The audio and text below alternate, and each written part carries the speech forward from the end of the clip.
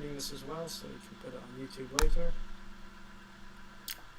And okay, so today we're going to talk about jazz chord voicings, how to build them, how to play them, special techniques people use, and just how to get good sounding chords in that jazz and pop and other modern styles. Let me check. So first, an important thing to know before getting into these chord voicings is chord scales. I did a stream last week on chord scales, and if you want to have an in-depth conversation about them, we backed it up to the Thread YouTube channel, but I'm going to quickly review it right now. I posted this chart in the thread, and so basically a chord scale is a scale that you apply to a specific moment in harmony in the piece. So you have a 1 major 7 chord, you're going to apply a chord scale to it, usually Ionian, like this sheet says. And so we're going to use the chord scale knowledge to help us choose extensions, tensions, and how to arrange our jazz chords. So I'm going to be mentioning what chords we're playing and then mentioning what chord scales we're using for them. Hello, Misky Milkshake. So I'm going to be going through a lot of these techniques and chords by playing through Stella by Starlight and showing you some things you can use on this piece, but a lot of these techniques are going to apply to any piece, including your own pieces, as long as you think of them and analyze them in a jazz style, let's say. So the important thing when using chord scales and you're building chords from them is to know the avoid notes. In my chart, I've put the avoid notes as cross note heads, and that just means we're not going to use those notes when we build our chords. We can use any of the chord tones. So in this C major chord, we've got the C major 7 chord, we have 4 chord tones, and we can use the available tensions, tension 9 and tension 13, so D and A, but we're not going to use the avoid notes. You can use avoid notes when you're like soloing, but when we play chords, we want to avoid them entirely, except for some situations. But in general, we're going to avoid them. So that's basically all you need to know about chord scales to follow on the rest of this. We're going to be assigning chord scales, and we're going to be avoiding avoid notes in those chord scales. So let's just quickly talk about reading chord symbols in a jazz chart or in a jazz setting. So you always, you're mostly playing 4-note chords, 7th chords, and but you're going to be playing more notes than that, which we determine by analyzing the chords or by hearing and playing appropriate tensions. But let's just go over it quickly. E minor 7 flat 5, that would be to most classically trained people an E half diminished chord, so E, G, B flat, D. And all of these are going to tell you what chord tones to play. Sometimes they'll let you know what tensions to add as well, specifically. Like in the next chord, we have this A7 chord with these chord tones, A, E, G, C sharp, but we also have been told to play a flat 9 on it, which would probably sound like this. So basically, when you're reading chord symbols, you want to play chord tones and then whatever available tensions you have, unless they've specified specific tensions that you should play. And the C minor 7, those little dashes mean minor in this situation.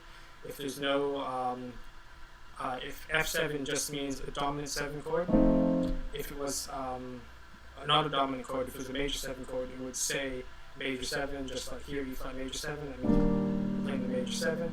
And that's basically it. Plus is augmented, I think most of you will know that. And anyways, let's continue.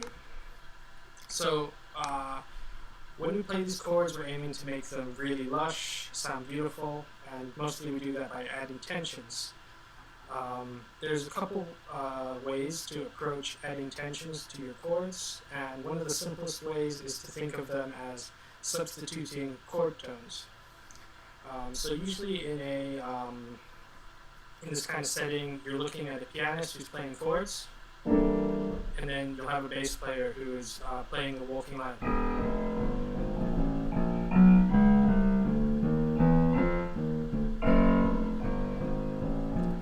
So the pianist doesn't really have to worry about playing the roots. Usually he's going to not play the roots. And if he's not playing the roots, he can replace the roots with tensions. And similarly, how we don't need to play the roots, we don't really need to play the fifths because they don't define the chords like the roots do. Like if we have, so we already mentioned that we don't need to play the roots. So this is a C major 7 chord. The root is C. We don't need to play it because the bass player is going to play it probably. We also don't need to play the fifth necessarily because it doesn't define the chord. We can get by with just the root and the third and the seventh, and that's going to define the entire chord. Except for in cases like half diminished chord, minor 7 flat 5 chord, where you should also play the flat 5 because otherwise people are going to assume it's just an ordinary minor chord, an ordinary perfect fifth. Let's look a little closer at this chord tone substitution. I've got a few examples up here. Let me move it out the way so you can see the piano at the bottom. And so here I'm looking at a typical, these are a bunch of C major 7 chords. So C major 7 chords, you start off with a C, E, G, and B.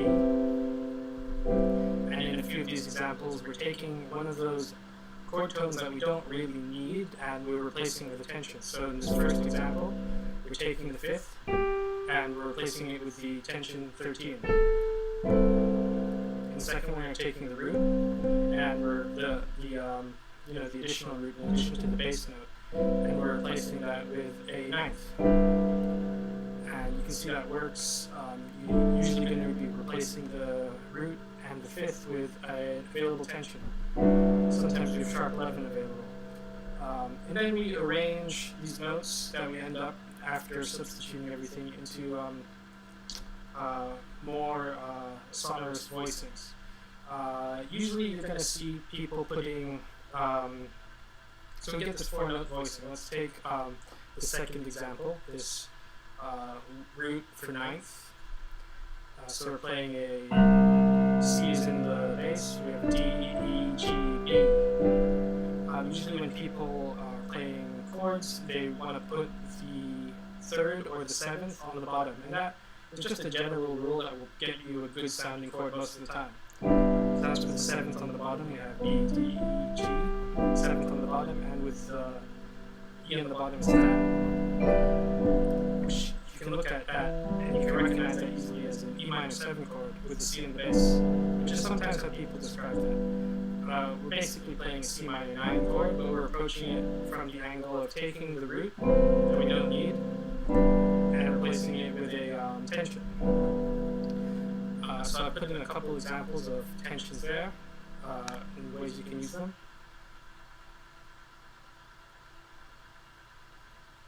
Yeah, the minor chords are really confusing. I think in jazz there's basically no distinction between uppercase and lowercase. Even with Roman numeral analysis, everything is always uppercase. I think most people don't want to write the little m because some people write the big M's, and those you can confuse those for major and minor. So in these some jazz people will write out MAG for major all the time, and then just not write out little m's ever and use the dashes. And that's basically the East Coast style of writing chord charts. There's so fucking many, and it's really annoying. Anyways, I personally like little diamonds for major, but we'll get to that later. So here's more examples. I'll post these later of chord substitution. When you have a minor chord, remember we're looking at to play only tensions that are available. And on this minor chord, the D minor chord in C major, we have the 9 and 11 available. So you can replace the root with the 9, replace the 5th with the 11, or do both, and then find a voicing that works for that, like this. So that's the root, 3rd, 7th, 9, 11, using all the available tensions. And again, a really easy way to get a good sounding chord is to put either the 3rd or the 7th on the bottom of the chord voicing, like we have here. We can put it the 7th on the bottom of the chord voicing there now, or something like this. This is a hard chord to play piano.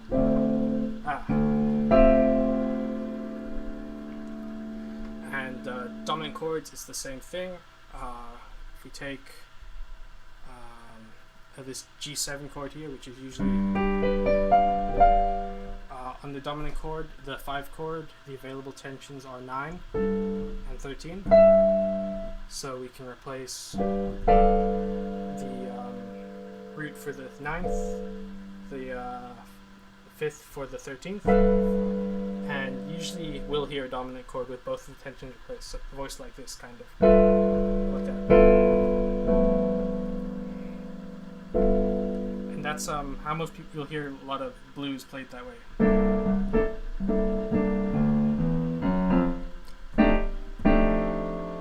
With those same voicings with the 3rd and the 7th, or the 7th on the bottom.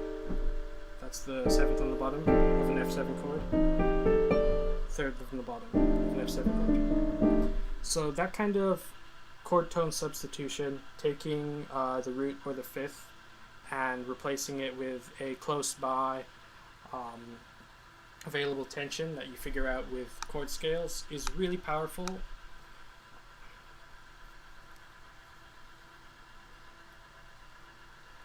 It's really powerful, and it can get you a long way. You know, I think you can really get away with playing those higher tensions, and you can stick them out in a jazz setting, maybe not in a classical setting. Like here, I'm going to play the chord tones really low. So that's my chord tones on a C7, and just really have the 9 and the 13 coming out right on top. And it helps to know how to resolve them too, of course. And you're usually going to resolve tensions to tensions as well. So you've got that tension 13 going down to that tension 9 on that the resolution, the F chord. So it depends on the setting and the style, but I think you can really bring out those tensions a lot. You can, and we're going to get to ways you can bring out those tensions even more later on. But like I said, this chord tone substitution, really powerful, really easy way to think of it, and you start making shortcuts in your head once you start doing it a lot. Like as I said before, we were playing that C major 7 chord, and we replaced the root for the 9th.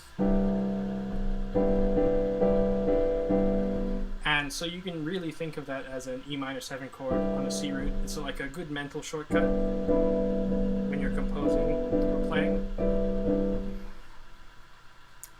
And you start to get a lot of those shortcuts too. Like when I was playing those dominant 7 chords, like this is C7, I kind of think of this as like a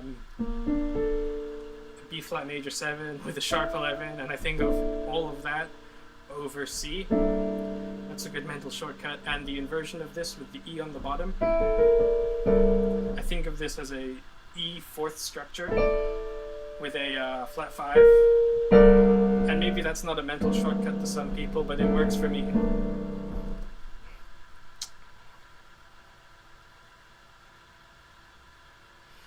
Yeah, I rarely see minor triads notated with the dash. It's usually only in a jazz setting where basically you never see a minor triad anyways. Again, I think this is more common on the east coast of America.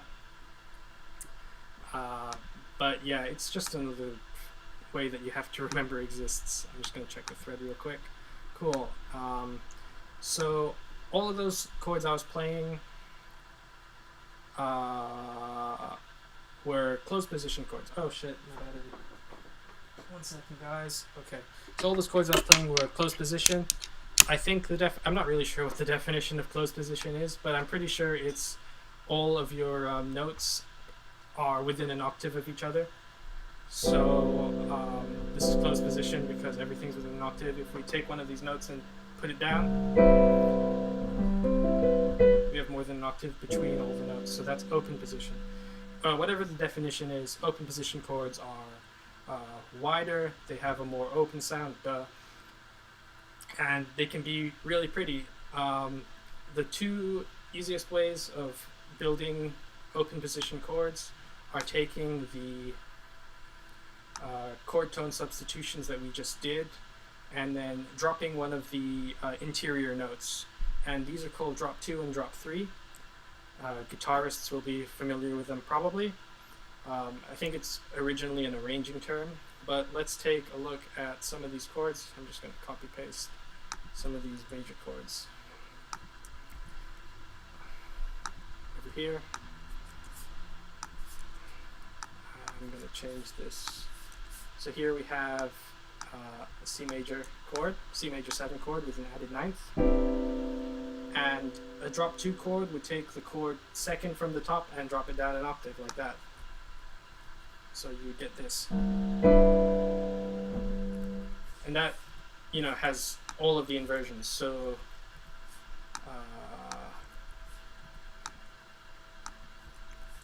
dropping any of these second highest notes creates a drop 2 chord, and they are really powerful.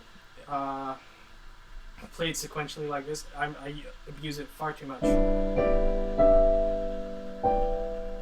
Yeah, I also haven't practiced it enough apparently, but those are all your drop 2 chords, and you can use this on any of those chord tone substitutions we did. Like here's a drop 2 chord, drop 2 chords with the dominant chords,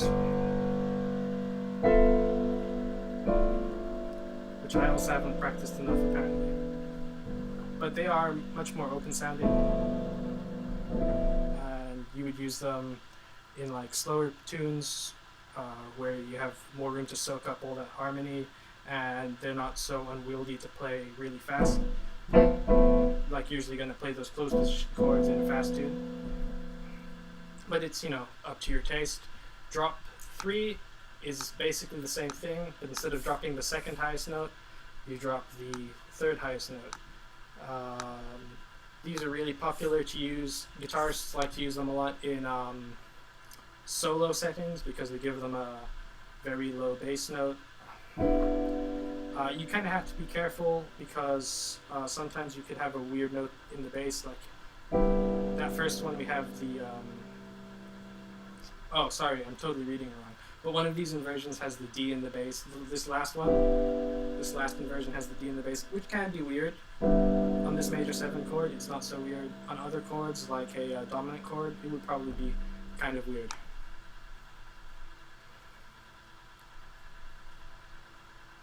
Yeah, drop 4, 2. Yeah, that is a thing. I kind of don't ever use it. I'm not sure why. I guess it's just not something I've practiced. It's just you really open sound, I guess I do use this. I just don't think of it as drop 4-2, which is what it is. So you drop the second highest note, and you drop the fourth highest note. So you have a really open sound. I don't use it because it's kind of awkward to play the root as well. I play a lot of solo piano, but if you're playing a situation where you have a bass instrument or you're orchestrating something, like maybe this is 4 trombones, well, that wouldn't be 4 trombones probably. That could be. Or, your 4 upper strings, I could drop 4-2 would be really useful too. And that's how you get open voicings. It's pretty simple as well. So you start again with the chord tone substitutions to get your tensions in there, and then you drop some of the chord tones in octave, usually the interior ones. Of course you can't drop the highest one because then you'd just be inverting it. Anyways, so that's one easy way of adding tensions to your chords. Another way is voicings based on structures. So basically, when I mean structures, I mean like things that have a structure of their own. The most common is fourths. Like a lot of chords are based on fourths. So like a three note fourth structure. It's like this: two stacked perfect fourths. You can have augmented fourths, but then it'll be like that. And these are really powerful on their own, and they were really popular in the modal jazz era. They're still popular.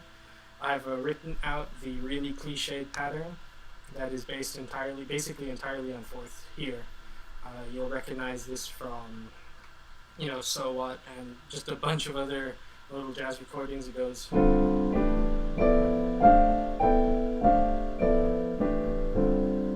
And in a modal setting, it's really powerful because you don't really recognize things as avoid notes in the modal setting. Like you're in Dorian, you wouldn't worry about that B. You could even be playing a G chord, and you'd have that C in there. And usually that would be an avoid note, but in a modal setting, you wouldn't worry too much about it. And this particular pattern is really powerful, played sequentially.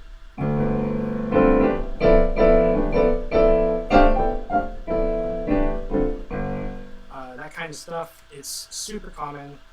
It's a little cliched, but it's still really powerful.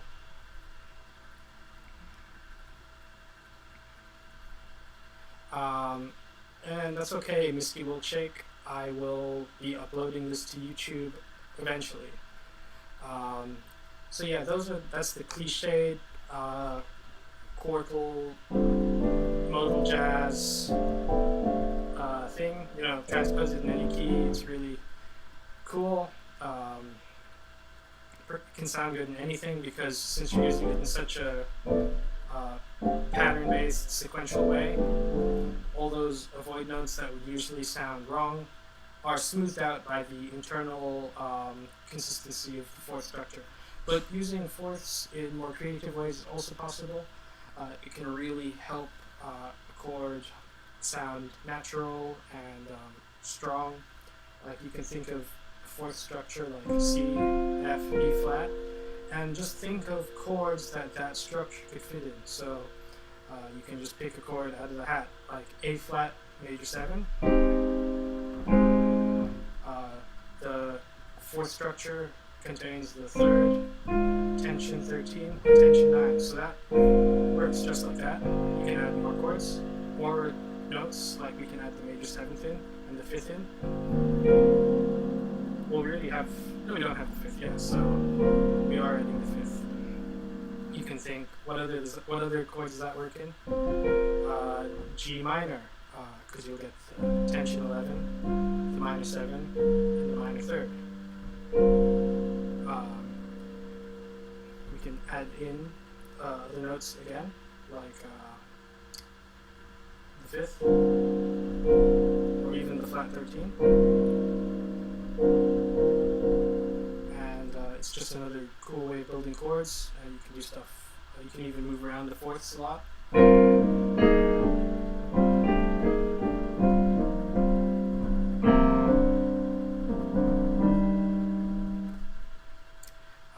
You can even build larger fourth patterns, like 3 stacked fourths. That'll work for the A flat. G flat already contains the root. You can play a kind of B flat chord like that, and it's just another really powerful way of getting good sounding jazz chords.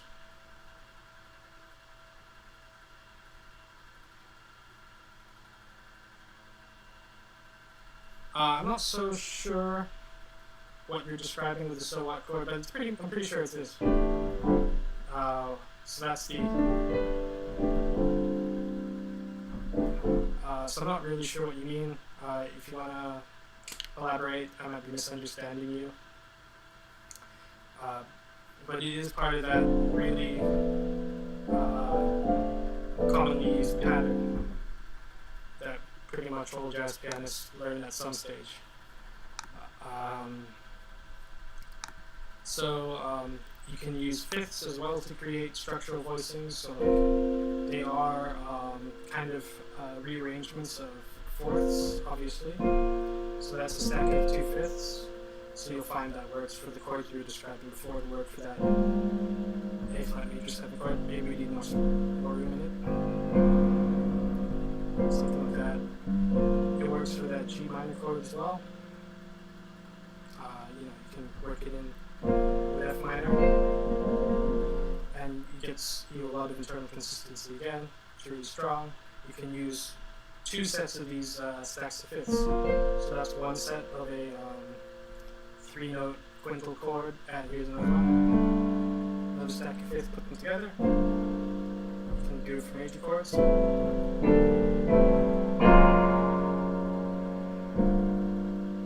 So there we have a minor chord. You have the root, 5th, tension 9, minor 3rd, minor 7th, tension 11. And then you can go to a same upper structure, move everything down a semitone. And we have the root, 5th, tension 9, major 3rd, major 7th, tension sharp 11. So fifths really, you can build really big, full, lush, powerful chords with them. It's really good to experiment with them. I'm sure I haven't figured out all the possibilities either. But they're really cool. So those are structural voicings. Some other really commonly used techniques are polychords and hybrid chords. Polychords are what they sound like. It's several chords played together. And usually they end up like kind of collapsing into a chord that you could easily name. Let's take a C major 7 chord. We can voice it as a polychord by putting C in our left hand and putting G in our right hand. And that would be a polychord voicing.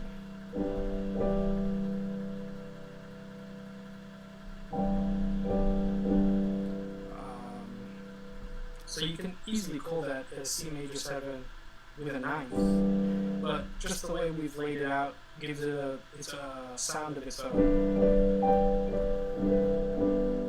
If we put it really close together, it does just sound like an ordinary C major 7 chord. So if you want to get that polychord sound, you do want some separation between your 2 chords. Another great example of polychords is on an alter chord. An alter chord is basically a shorthand way of saying, so you have, it's a dominant 7 chord, so that's C dominant 7, and it's basically a short way of saying flat 9, sharp 9, flat 5, sharp 11, flat 13, so this kind of sound.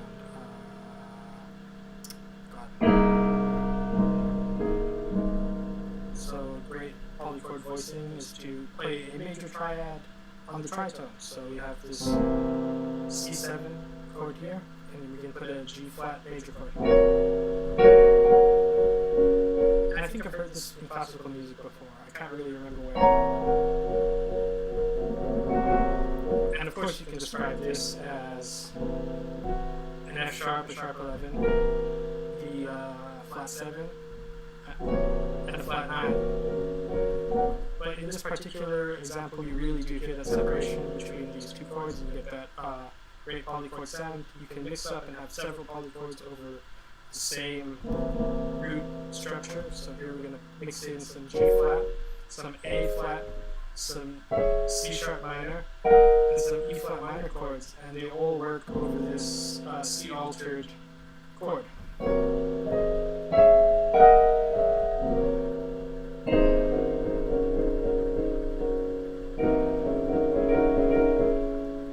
Stuff. That's where I've heard that in classical music a lot before. Not really sure where.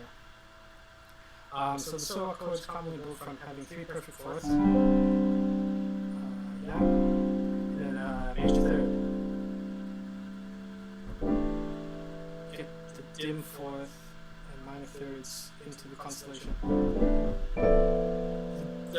If you keep going up, you get that diminished 4th. But Dorian, so what is D Dorian? So the first time you shift it up, you don't get the dim fourth.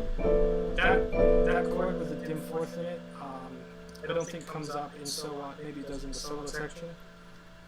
But you only have those first two chords. And then it modulates to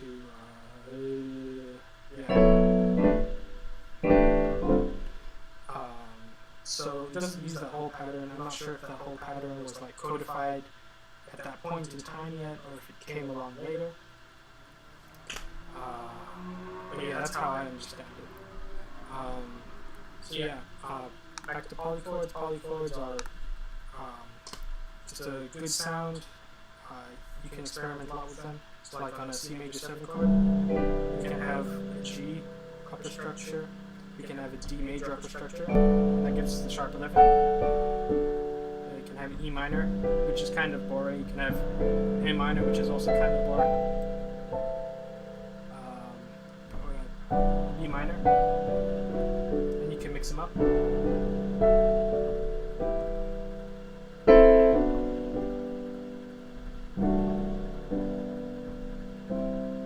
So it's a really powerful technique, room for a lot of experimentation. The other special kind of chord is a hybrid chord, which is basically it's a chord without a third. What it really is, it's a chord that has a non-chord tone bass note. So you kind of have an incomplete chord. And if we look at our C major 7, it's like that. That's our complete C major 7. And if we wanted to play a hybrid voicing, we wouldn't want to play the E. We're going for a more ambiguous sound, a more open sound. So hybrid voicing for C would be G over C,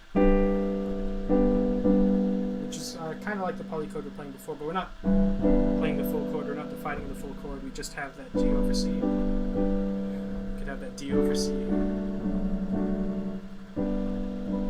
And this is super common. A lot of cool things you can do. And you can get that kind of sound out of all chords. So if you have a C minor chord, you can play a G minor chord. And this opens up some ambiguities, like this could be interpreted as a C dominant chord or a C minor chord if you're just keeping it open and not playing that third. And I've listened to quite a few songs, I can't remember any off the top of my head, that kind of play around with that ambiguity. These are also hybrid chords are also a really great way of playing sus chords. A really common one that you hear in basically all R&B is the major 7 chord that's built on the flat 7 of the chord. So if we want to play a C7 sus, that kind of sound, we can play a B flat major 7 chord over the C root. And you've definitely heard that in some R&B, unless you don't listen to R&B at all.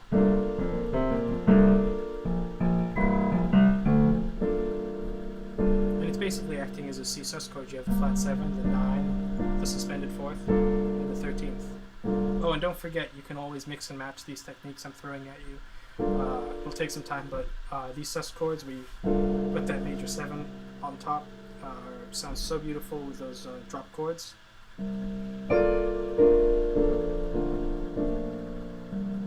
That kind of stuff. Another great hybrid that I'm gonna let you know about is structures that use an augmented major 7 chord. These are also really common. So an augmented major 7 chord, let's take C. A lot of pianists will suspend that structure over different bass notes to get different chords. If we put this over a D, we get a D7 chord. It has a sharp 11, 9, flat 7, and a 13. So we're not playing the third, but you can really hear that dominant pull. Usually it resolves like down a half step. I'm sorry. So you can get stuff like this.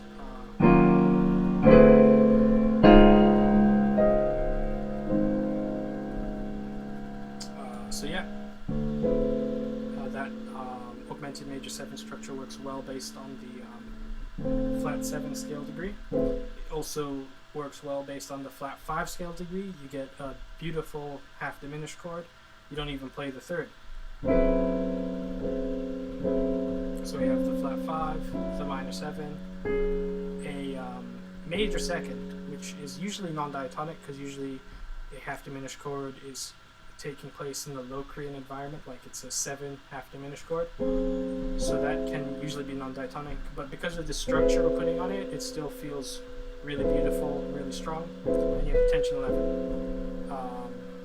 And that's used so much. Like I'm gonna come apply all these things to Cello by Starlight, but this first chord, this E minor 7 flat 5, you can play that with an E in the bass and then a B augmented major 7 chord. And I kind of do it all the time.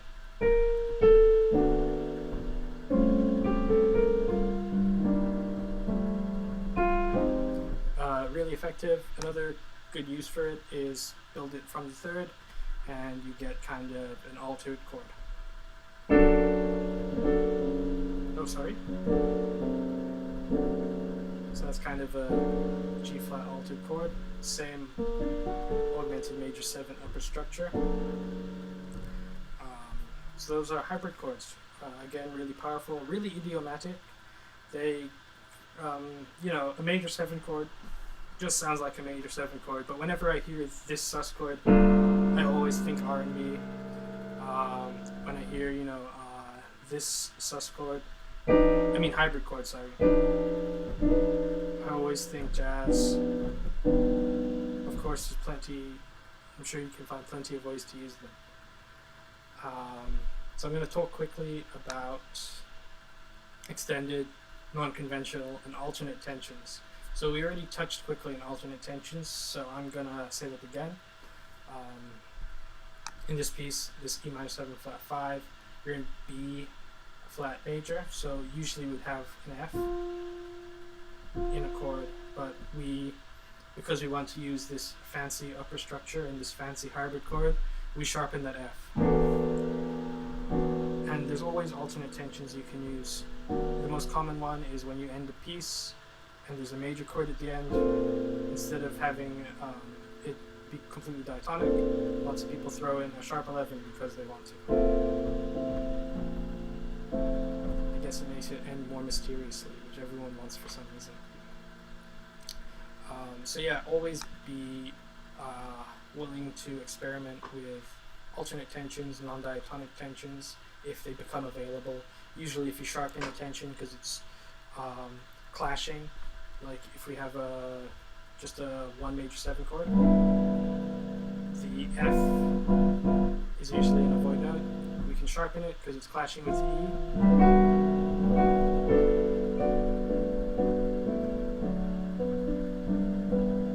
And suddenly you can use it. You have to use it sparingly because these are going to jut out, they're going to hop out more, so usually people use them in the endings, but you can use them wherever they will fit tastefully in.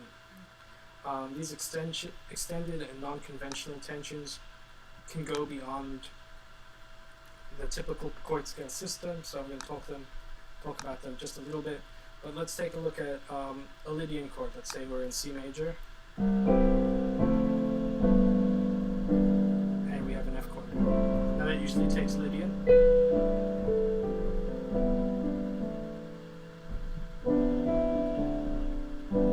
Now the Lydian chord scale goes like this. We have the sharp 11, and when you build chords, we use it, of course, you know.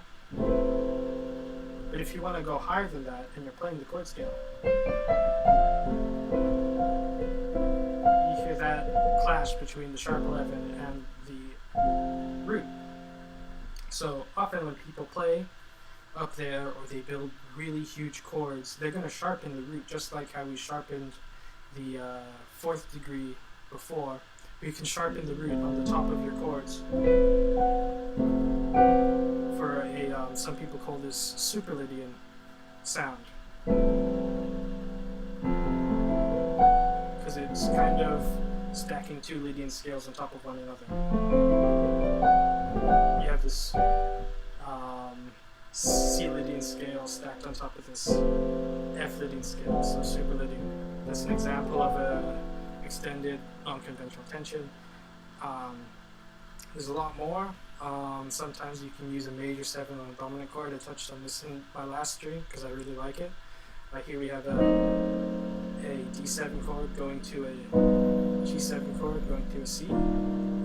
And in my piece, I used a major 7 chord, which is totally out of the chord scale of any dominant chord. Dominant chords always have a flat 7. But I added a major 7 on top of it. It sounds like this.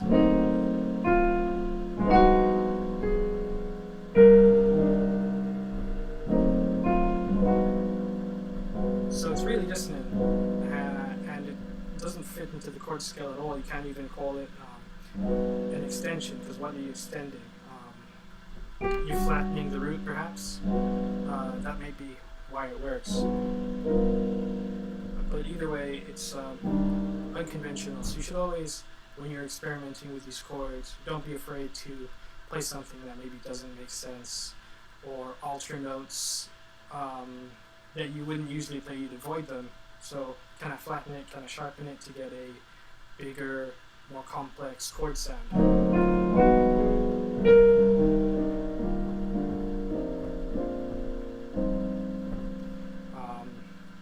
Yeah, so that's basically all the techniques I wanted to go over. Now I'm just going to go through Stella by Starlight and speak a little bit about how you might use them in practice. So, anyways, I'll just play through this with some of these chords a little quickly and then talk a little bit about what I did.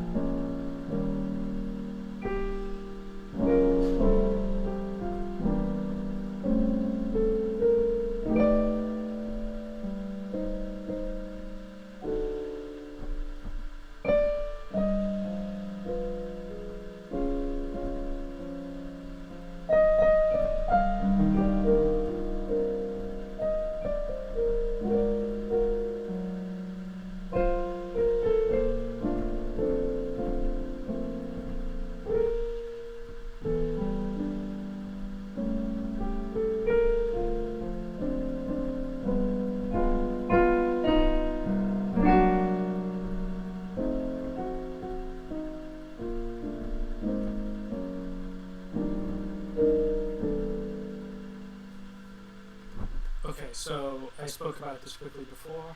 I really like that hybrid chord where you build a augmented major 7 chord on the flat 5 scale degree when you're playing it half diminished chord. That's what I use in my first chord, especially because that 11 at the top of that structure is the melody note. With the melody goes ba-boo. So I'm taking the melody note and fitting a really appropriate structure under it. It's a hybrid chord, no root. The next chord I usually play something like this. This A7 chord, I'm playing it in an altered style because when you have something like a flat 9, you can play an altered chord scale on it. It's optional.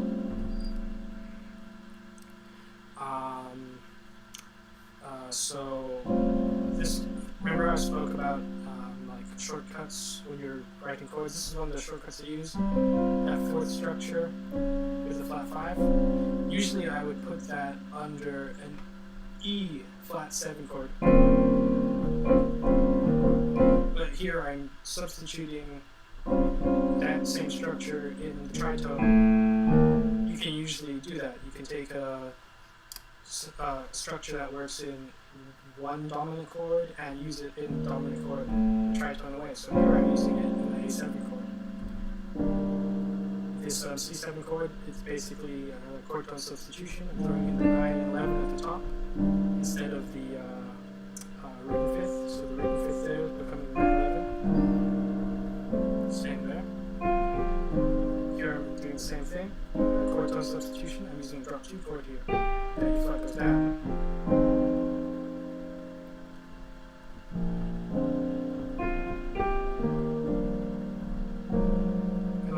flat 7 chord right here.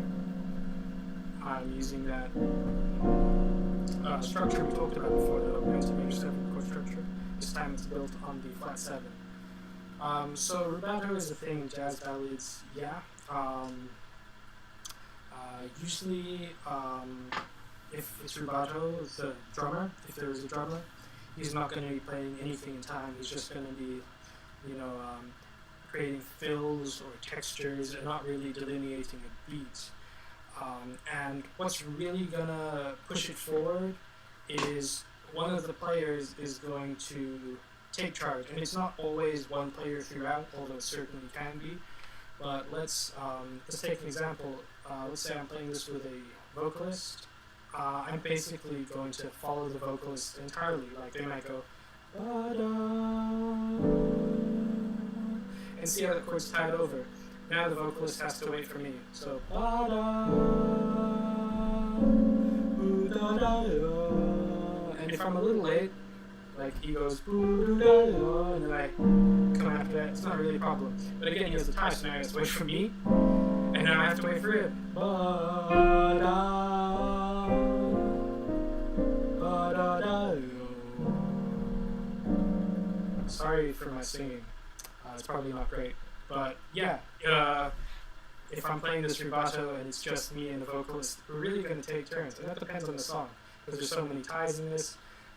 They sometimes have to wait for me to change the chord before they get to continue the melody. And sometimes I have to wait for them to continue the melody before I change the chord. Basically, I'm not even going to need to look at them for any of that. Some pieces, you definitely have to kind of raise your head up a little bit and nod to get some things in sync. But in a ballad like this, it's just going to be really free-flowing. Everyone's going to have a completely, not completely different, but slightly disparate underlying rhythmic structure. And it's going to overlap at some points, it's going to be different at some points, but we're all following one another and trying to keep kind of close. Anyways, yeah, it's a really good question. Usually the bigger the ensemble is, the less likely you are to play a ballad. What's really hard is if you have a ballad that's like a trio and a melody player, what's really hard is getting the pianist and the bass player in sync. So if I'm playing with a vocalist, I'm really dictating the pace of the harmony. But if there's a bass player, we can't both dictate the pace of the harmony unless we're psychic. So what I'm usually going to do is delegate the pace of the harmony to him or her. And when he plays the bass notes, I can hear them and go, okay, now we're at this chord, I can do this. And now we're at this chord, I can do this. Yeah, it's kind of like a trade. You have somebody in the lead and it's pulling all the carriages behind it, but you sometimes swap out and let somebody else take the lead. Anyways, big departure. Let's talk about rhythm.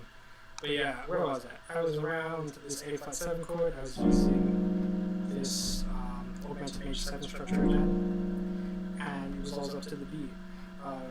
We can use here. Like a good fourth structure, because we're coming from here, and now I can put in something like this. So I'm using a fourth, not necessarily playing one of those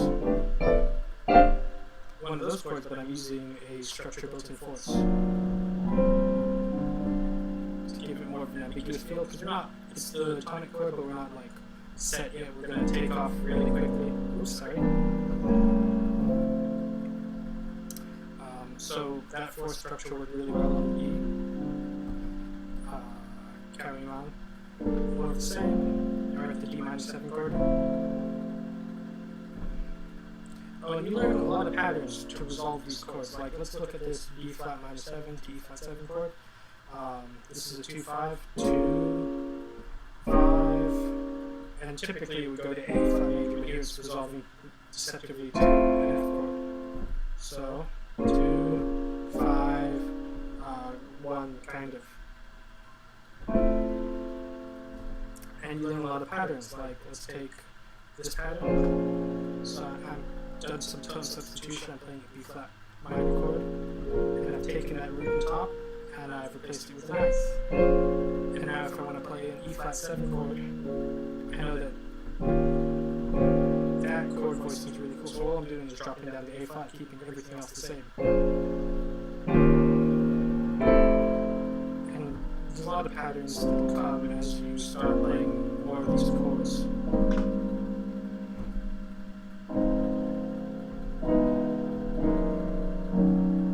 There's lots of books you can get with all these 2/5 chord patterns in them.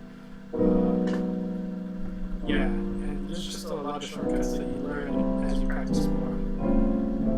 Anyways, so you're here, kind of the pattern. Now here, there's a B flat in the melody, which is an avoid note. It's accented, so you have to deal with it some way. What's that going to clash the most with? It's going to clash the most with the A. You're going to get a minor ninth, and kind of with the E, it's a tritone. So if you're playing this as a solo piano piece, that that avoid note in the melody is going to jump out a lot more. I'm just going to quickly play from this D minor chord.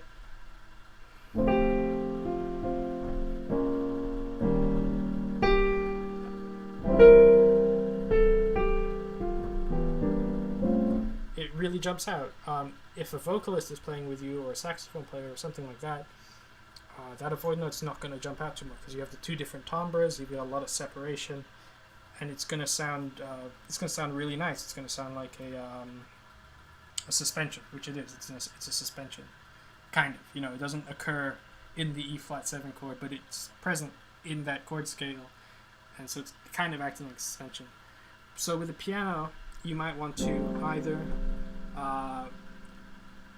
not play the A and the E on the first beat, you know, so again from the D minor chord.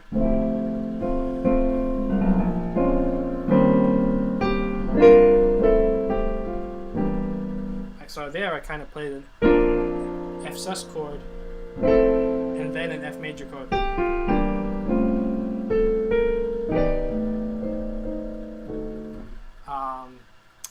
You could also throw in an additional chord. We can approach the entire chord from a semitone above with a G flat. So again from this D7 chord.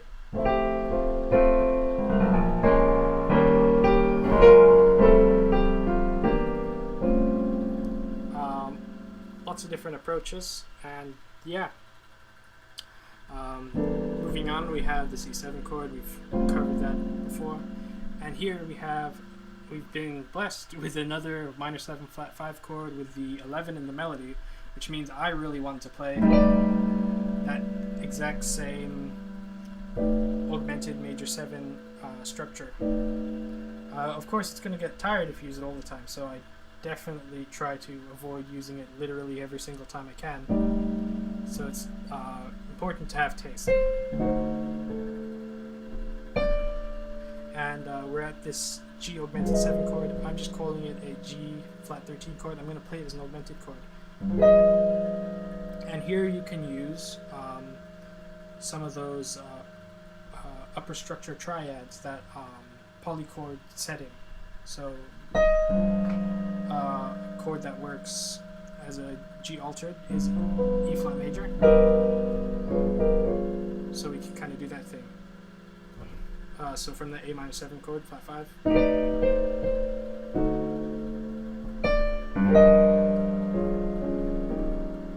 It's really dramatic and kind of cheesy, but you might be wanting to do that.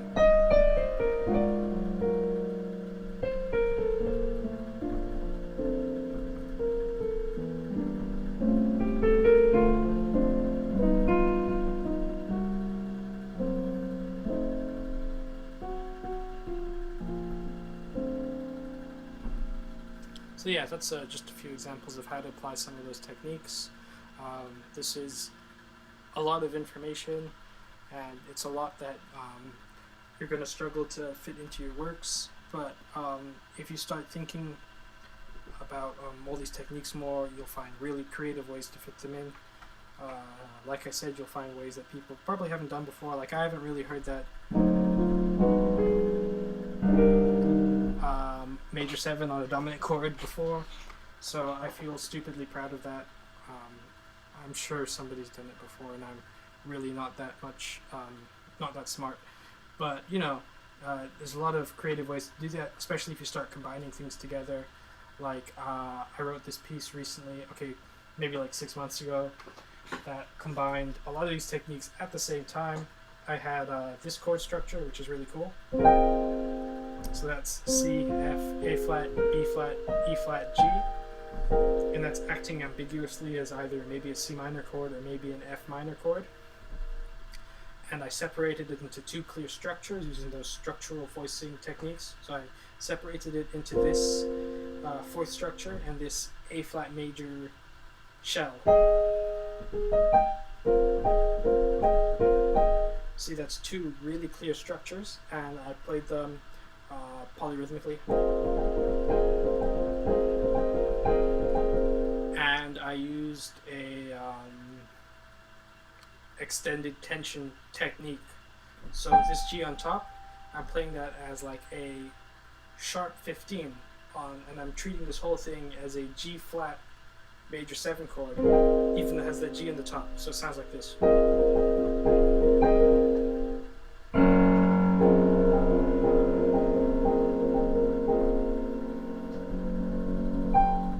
You get that really harsh dissonance, but it's smoothed out by all that internally consistent structure, and it works really well.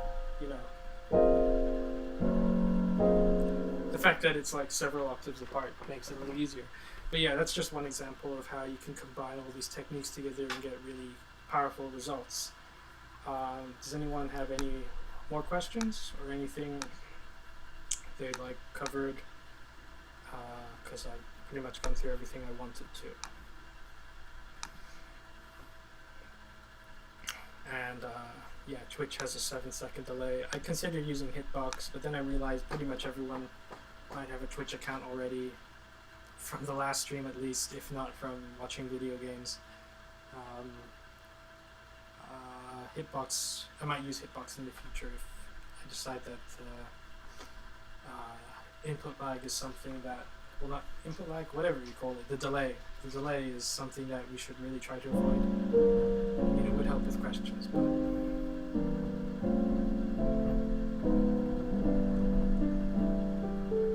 And yeah, I realize a lot of you guys are classically trained and you're writing music in that classical canon. I hear a lot of this stuff in, Ravel and Debussy. They treat a lot of their dominant chords similar ways. I have no idea what the history behind that is. I know both of those guys listen to jazz. I don't really know if it happened before or after or together, or how those things converged, but I'm sure there's plenty of ways this can be applied in any setting. Anyways, that's all for today, guys. See you next week, maybe, if I decide on a topic, or maybe never.